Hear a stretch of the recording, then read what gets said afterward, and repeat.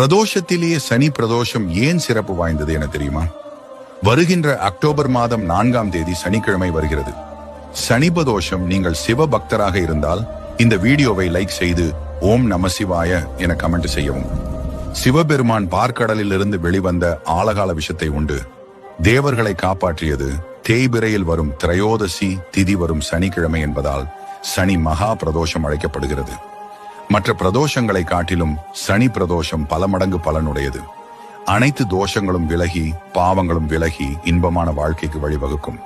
சனி பிரதோஷத்தின் போது கிரிவலம் சென்று வருவது பிறவி பிணி அகலும் என ரிஷிகள் கூறியது.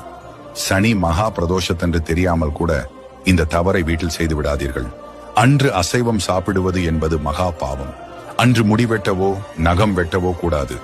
யாரிடமும் கடன் வாங்கக்கூடாது. முடியாதவர்கள் ஏழ்மை நிலையில் உள்ளவர்களை வஞ்சிக்க கூடாது. முக்கியமாக கால்நடைகளை துன்புறுத்தக்கூடாது.